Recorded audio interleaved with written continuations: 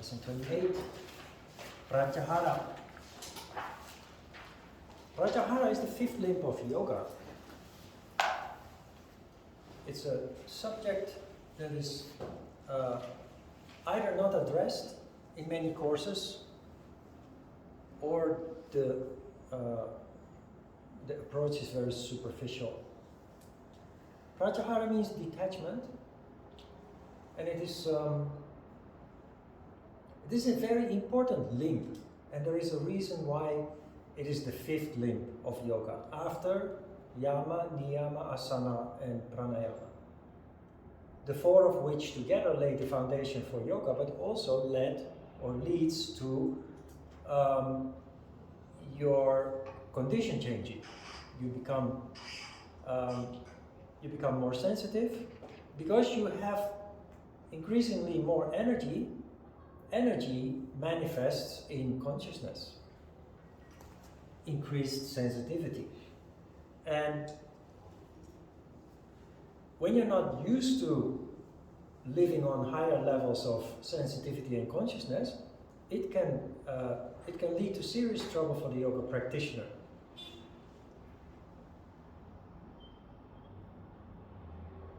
The superficial approach of Pratyahara often means that it is explained as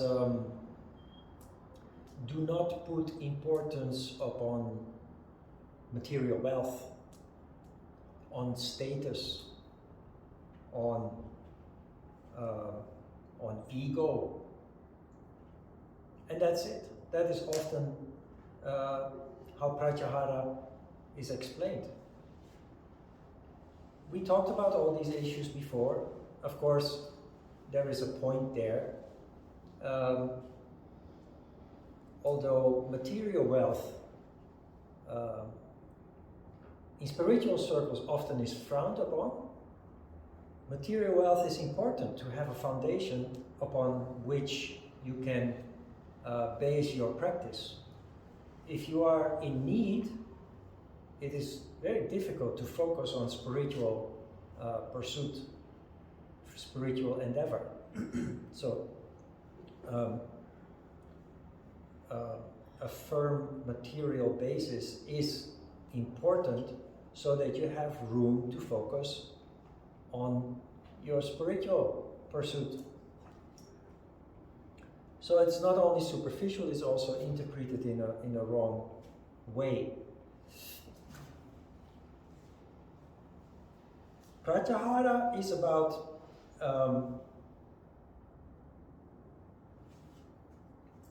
your increasing consciousness and sensitivity leads you in the first place to become more aware of yourself and your past and your experiences in the past, including and most importantly your negative experiences, your traumatic experiences. Many people live with their past experiences without actually being conscious of them. But it does determine who we are in the present. It does determine how we act and react in certain situations. Now this becomes conscious. Not only the fact that certain things happened in the past becomes conscious gradually, but also you kind of feel helpless because you become aware of the fact that you are acting and reacting in certain ways in the present that bring you in trouble, that lead to undesirable situation, to conflict or failure. And you kind of feel helpless because that is how you are wired, that's how you are conditioned, and you find it very difficult to control. Before you know it, it happened again, and you say, oh my God, why again? Why me? In the past, it was just the daily reality. You would just go through these things and try again, accept it as part of life. But now it starts to stand out and you become disturbed by it. Maybe even desperate.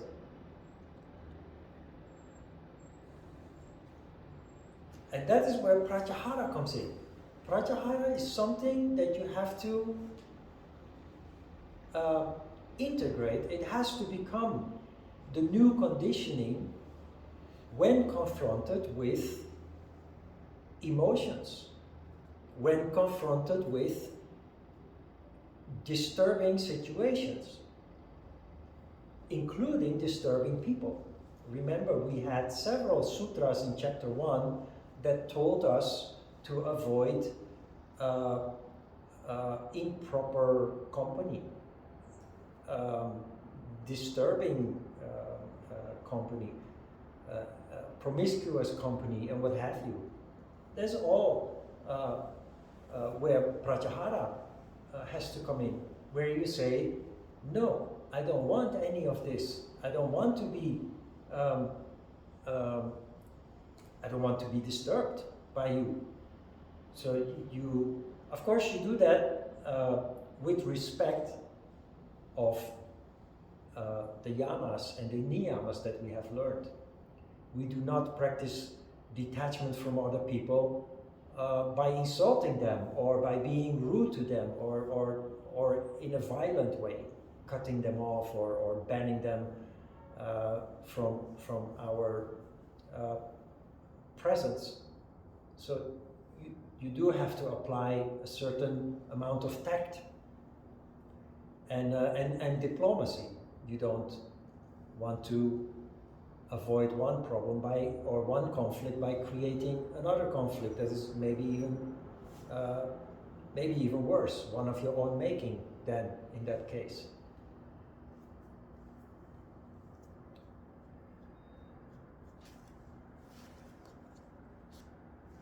Where it comes to daily situations, at home, you want to practice yoga, the presence of family members can be very disturbing. The practical way to deal with that is not to say, I'm trying to do yoga and you must respect that, so please be quiet and don't turn on the TV when I'm doing my yoga. And no, just try to find a way that you can make time for your yoga while other people are busy with other things. Preferably not at home, if that's possible.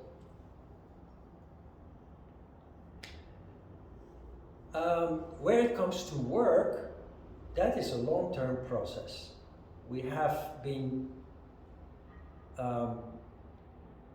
we are very blessed that we live in the Western world, in the industrialized world. It gives us a lot of stability, safety, security, material wealth. All we have to do is go to the supermarket and we can get what we want. There are many countries in the world where that's not the case. But these countries have reached their high levels of wealth and stability by conditioning the population into obedient citizens. It's a good thing. It leads to sattva, it leads to peace. But as a yoga practitioner, you sooner or later get into conflict with that conditioning because you feel, first subconsciously, that it's not natural.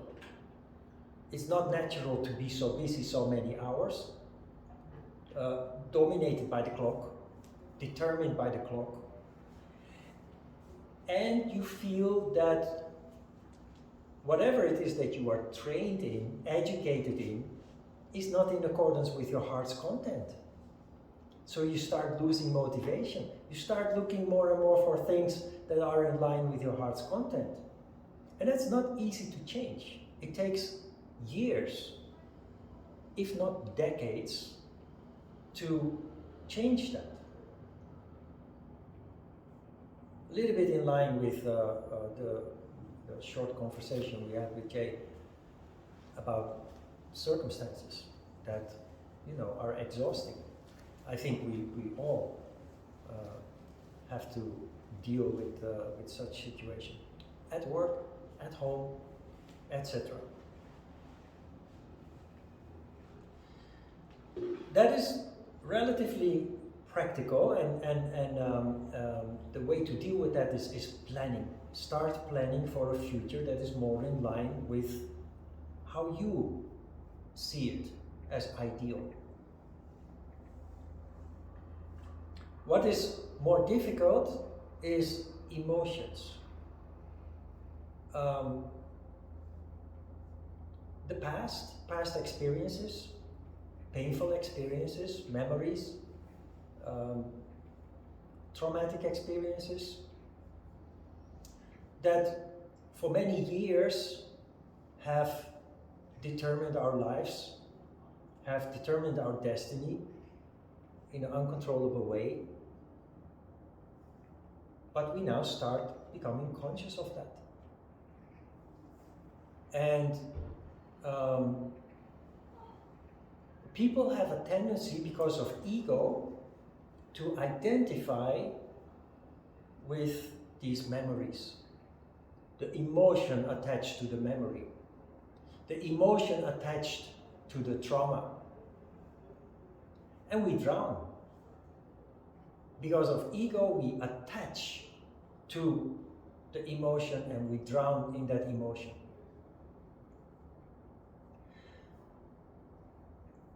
If that is a big trauma, a big memory, big event, experience, it can ruin people's lives. It can lead to self-destructive behavior like drug abuse, alcohol abuse, substance abuse of any form, or other self-harming behavior. Because energy is disturbed because of those memories, we end up acting in disturbed ways without being able to control that, without being able to stop that. Compulsive behavior driven by restless and disturbed, disharmonious energy. So yoga is a perfect therapeutic way to deal with that. I have used that to heal, to find new purpose in my life and motivation and inspiration. But then, of course, came the obstacles. Then, of course, came all the memories. And that took many years to deal with. I mentioned before, I come from a big family. Many things went off the rails in my teenage years. And as a teenager, in your early teens, you're very vulnerable to emotional experiences, painful experiences.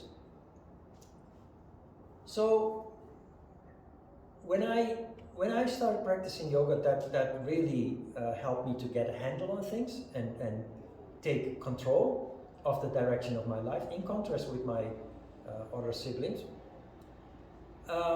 But then after a couple of years, and after I started practicing and learning yoga with Ajita, I constantly found myself getting off track,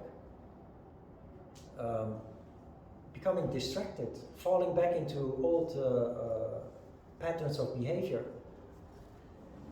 and dropping out of the yoga course that is so important for me. I dropped out several times. So one day I called Ajita and I said, Ajit, can I visit you and have a talk with you?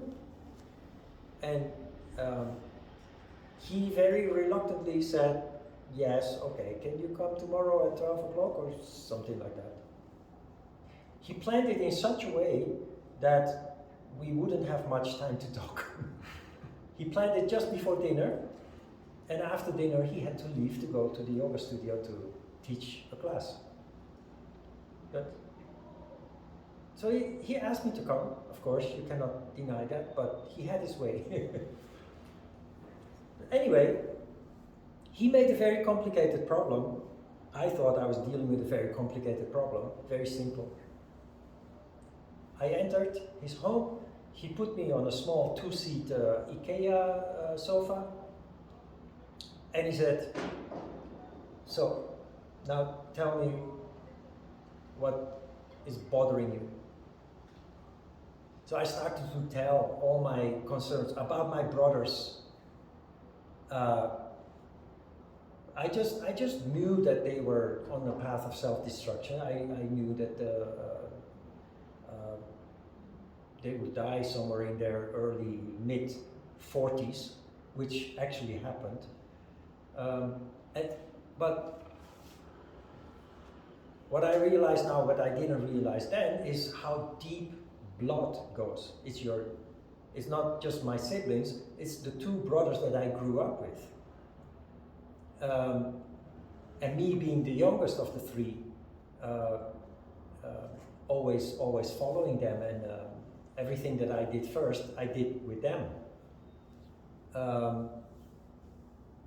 So that I couldn't grasp that, and I couldn't. It pulled me down all the time. While they continued with their self-destructive life, I had wrestled myself out of that, but I felt myself being pulled back emotionally, not in the destructive behavior with the substance abuse, but emotionally, because I wanted to help them, and I did. I tried to help them. I took them on long vacations in southern France. I bought books for them. I had talks with them, and all to no avail. People who don't want to be helped can't be helped. But you do anything you can. And it's one of the reasons also why I pushed through my plan to go to Korea. This is how the conversation with Ajita went. He said, okay, now tell me what is bothering you. So I started to talk about all the things that were bothering me, and within 30 seconds he cut me off. He said, wait. What do you want? So I said, I want to go to Korea. Question 2, what do you need to do for that? So I said, I have to finish my training with you, because I wanted to complete the courses with him before going here. Having the foresight that might be my possibility to prolong my stay here, so I can do what I originally wanted to do, which was my Hapkido training. So, what do you need to do for that? Finish my training with you, finish my education. I went to night school after work, and just like with yoga, I dropped out of that several times. So finish my education and save enough money to go to Korea. Then he said, okay, do not talk about your worries anymore. Do not talk about your past. Do not think about your past anymore. From now on, focus on those 3 things.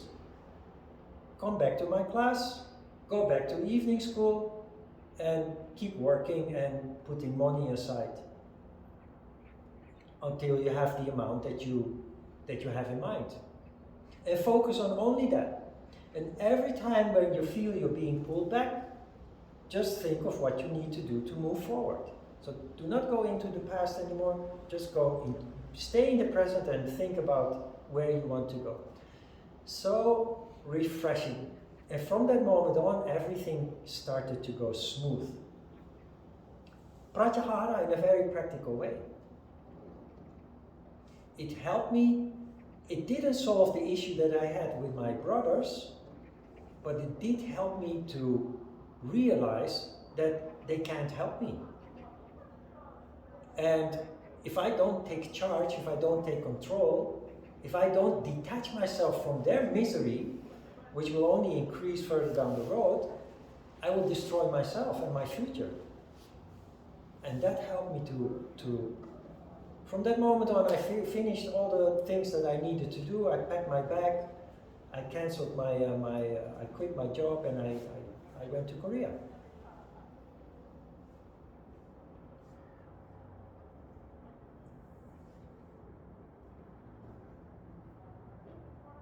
Pratyahara also deals, we mentioned several times, trauma, painful experiences, emotions. It deals very much with those issues as well. And to deal with that, it is very important to understand that it is because of ego that emotions affect us so much and have the potential to destroy us. The way to deal with that in the first place is to be very rational. Emotions are not designed to destroy us, and yet they do. So what are emotions? Emotions are alarm bells. Emotions are red flags that tell us that something is wrong. Now, when that happens in the present, that is a little easier to apply in that way. But when you start becoming more conscious, and then as a result of that, confronted with memories of the past, and often related to family affairs, where it's very difficult to rationalize, the connection, the deep connection that you have with family members, even when you hate them. There is a deep connection. There's a reason for the existence of the expression "blood runs deep." It really does. When you're confronted with past experiences that lead to emotion now in the present, you have to see it in the same way, as an alert that something has risen to the surface, a situation, a memory of a situation that was not correct, that was wrong, that has led to emotional scars, that has led to damage, physical or mental, psychological, that has affected you during your lifetime. If we allow ego to control, that's actually not a choice. It's something that happens naturally. But if ego takes control, it leads to, while we are in a situation in the present where no such things are happening, we relive the pain from the past. And that becomes a huge distraction on your present life. Remember the story that I told you of going to southern France on vacation and going to the local every village, on the village square in the center of the village, there is a bar where all the people from the village basically regularly come to. The news is being spread there, the gossip. People drink a glass of wine or coffee in the morning with a croissant, buy their newspapers there and tobacco.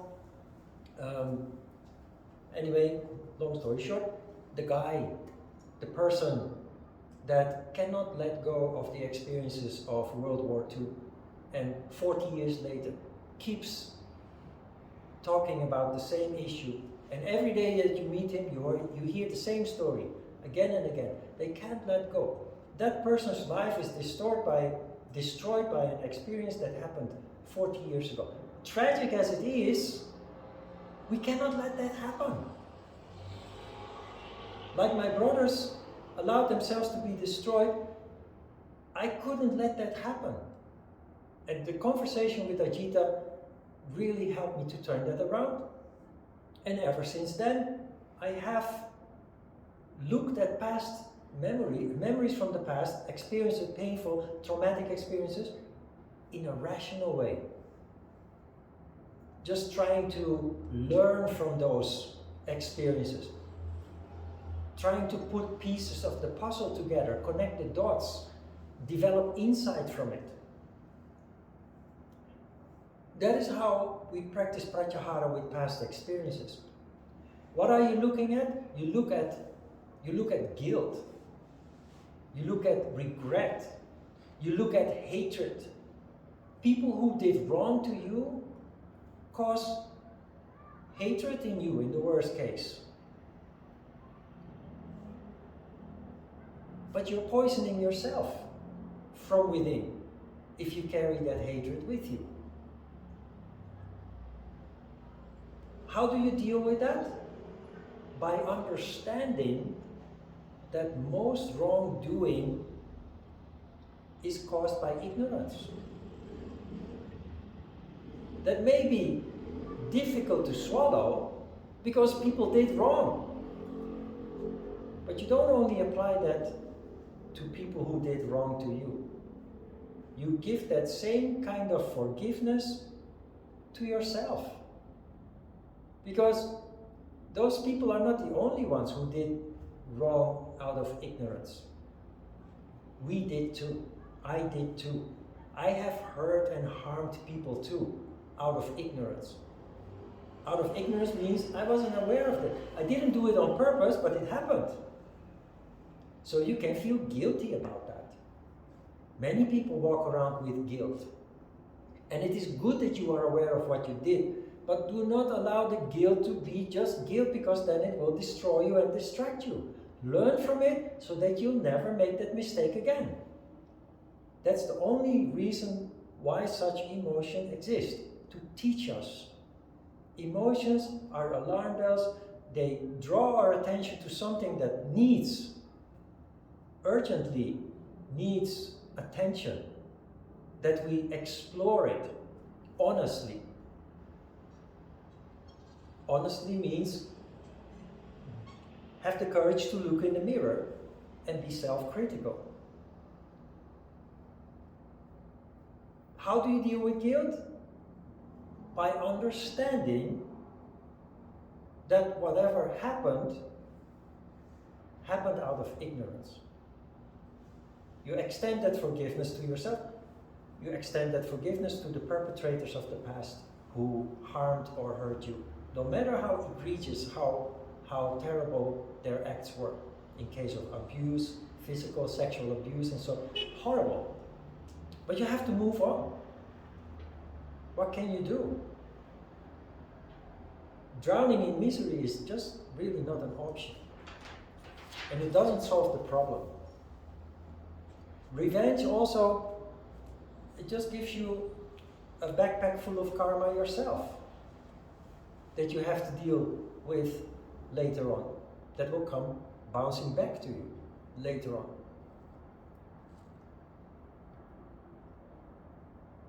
In the present, if you have colleagues or neighbors or people who do bad, who act bad,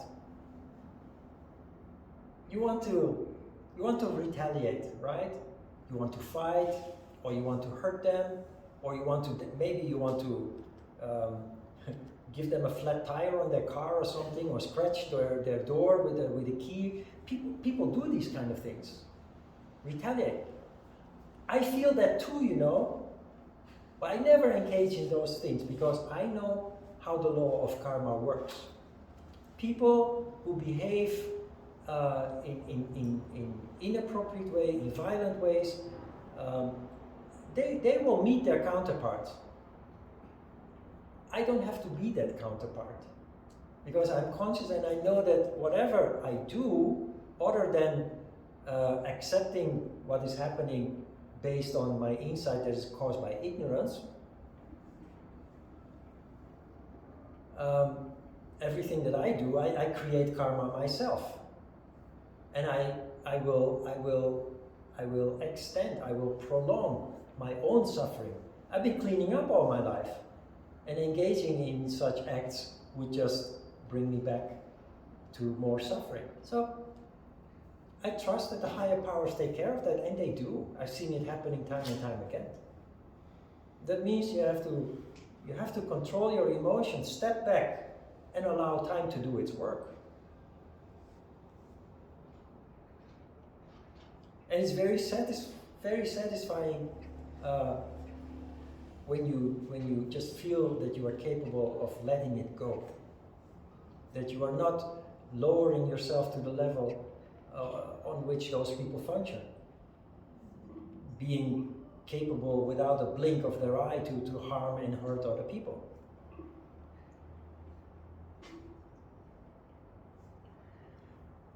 Pratyahara does not mean oppressing or suppressing memories, emotions, and what have you. This is exactly the point. As a yoga practitioner, your most precious capital is increasing its energy. As a result of that increasing energy, you become more sensitive, you become more conscious, you become more emotional.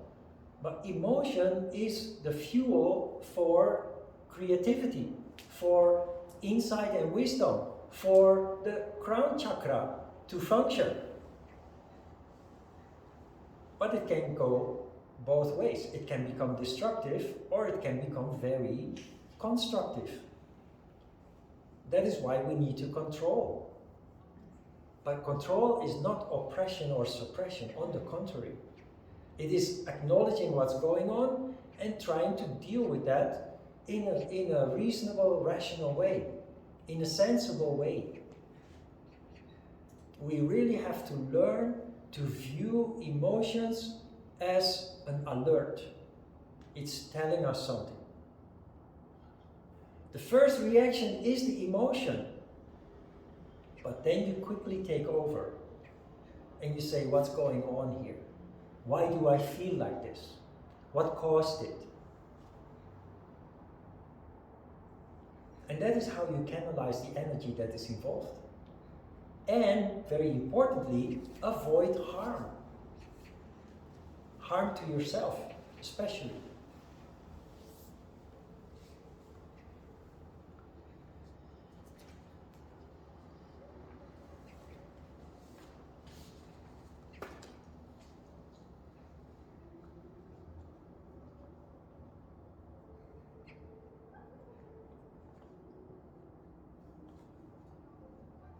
Next week, we have another lesson 29 is basically Pratyahara Part 2. This subject is so important that we dedicate 2 classes to it. Next week we will have a look at 4 levels of Pratyahara in a practical way. How you can apply it, how you can play with it, how you can integrate it into your daily life situations. Questions? Remember, yoga exists out of 8 steps. Based on that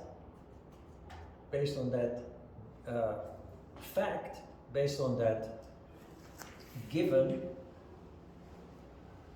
most yoga classes are technically not yoga, because they consist out of 1 and sometimes maybe 2 of these limbs. The 8 limbs of yoga are a package. You cannot just separate 1 or 2 of those limbs from the rest of the package and do only those 1 or 2. It's what we do because we don't understand yoga anymore. That's what's happening in most yoga studios. The focus is mainly on asana, which is often also not done in the traditional way, standing still and with music and lots of distraction. With a little bit of luck, there's pranayama, energy, breathing exercise, which also, like asana, is not done correctly. And then, very important aspect, as a yoga teacher, you are making people more sensitive and conscious. You give them the tools to become more sensitive and conscious, but then you're not teaching them pratyahara. That is like a doctor who doesn't exactly know how to treat wounds, but pretends to be able to do so anyway, and making things worse. Pratyahara is a very important subject, because your students, if you teach yoga, they will become more sensitive and conscious, and they will be confronted with the issues that we talked about here, with emotions, with past experiences, memories, and so on.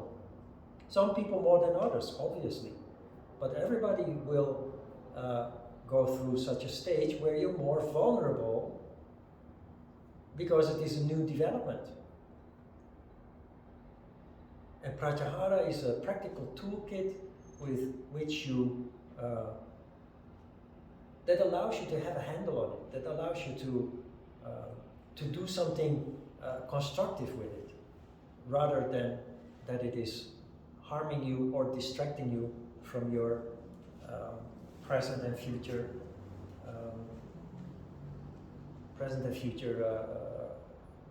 life and plans and ambitions that you might have but never get to.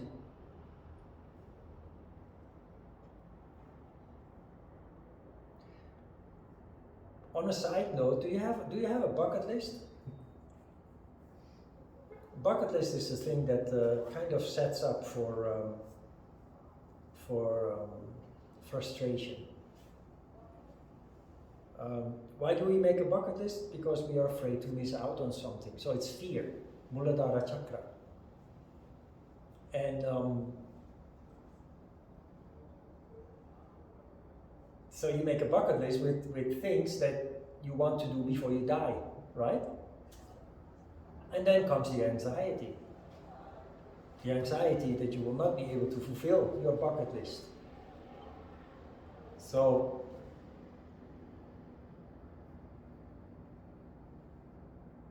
yeah. We make a bucket list because life is not fulfilling. As a yogi, life will become more and more fulfilling. Even if you have a bucket list, you will lose interest. It may seem interesting to visit the Eiffel Tower,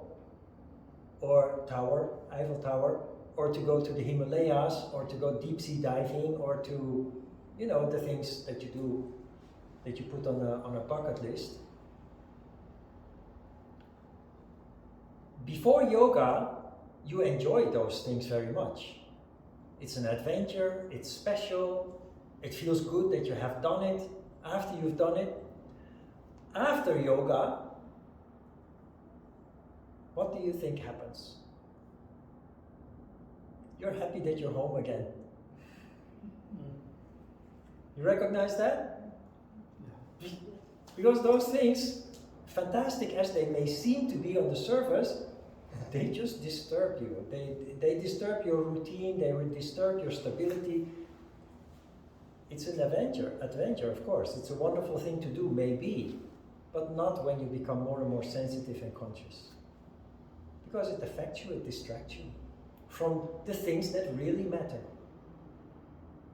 And that is when life of a yogi becomes, Ajita used the word insipid, and I had to look it up in the dictionary. You become a boring yogi.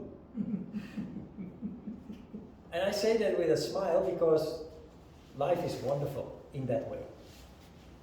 Because you are open to all the subtle things of life, the small interactions. The wind, the sun on your skin, the wind in your hair, the changing of the seasons, and you see the flowers. Other people don't see those kind of things and don't enjoy those kind of things. It's just little interactions with people, your own developments and constant growth that you realize is taking place. That's what really matters. And those things on your bucket list, they're a luxury, but there comes a point that they lose their attraction.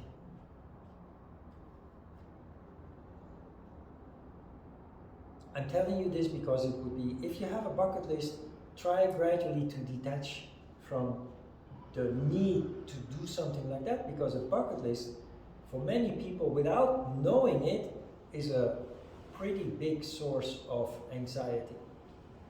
Because there's just subconsciously this fear not to be able to fulfill the bucket list before we die.